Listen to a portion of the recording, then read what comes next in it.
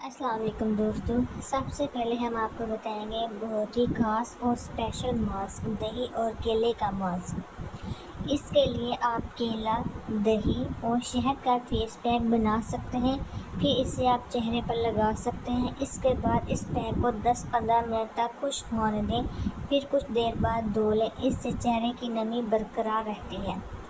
اس کے علاوہ جلد کو چمکدار بنانے کے لیے آپ کیلا، دہی اور وٹامن ای کے کیپسول بھی چہرے پر لگا سکتے ہیں۔ یہ جلد کو چمکدار اور بے داغ بنا سکتا ہے۔ 10 منٹ تک چہرے پر لگا رہنے دیں، پھر ٹھنڈے پانی سے چہرہ دھو لیں۔ کھیرے کا استعمال چہرے سے مہاسوں اور مہاسوں کے نشانات کو دور کرنے کے لیے بہت فائدہ مند ہے۔ کھیرے کے استعمال سے نہ صرف چہرے سے دھبے اور مہاسوں کے نشانات کو آسانی سے دور کیا جا سکتا ہے، بلکہ آپ کے چہرے پر موجود مہاسوں کو بھی دور کیا جا سکتا ہے۔ اس فیس پیک کو بنانے کے لیے سب سے پہلے کھیرے کو پیس لیں اور پیسٹ بنا لیں۔ اس پیسٹ کو آئس کیوب بنانے کے لیے اسے فریزر میں رکھ دیں۔ جب اس کا آئس کیوب تیار ہو جائے تو اسے سوتی کپڑے میں لپیٹ کر جلد پر لگائیں۔ پیاز کا رس بھی اسکن کے لیے بہت فائدہ مند سمجھا جاتا ہے اور چند ہی دنوں میں اس کا اثر ظاہر ہونا شروع ہو جاتا ہے۔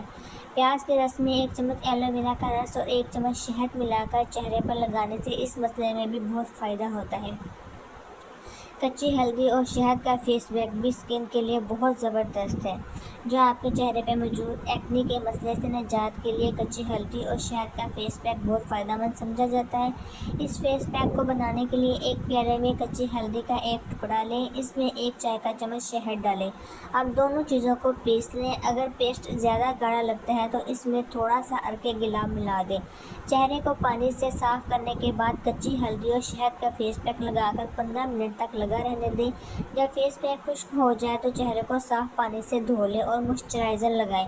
اس سے فیس پیک کو ہفتے سے 2-3 بار استعمال کر سکتے ہیں، جس سے آپ کی اسکن پر موجود ایکنی کے نشانات اور ڈارک اسپاٹ ختم ہو جائیں گے۔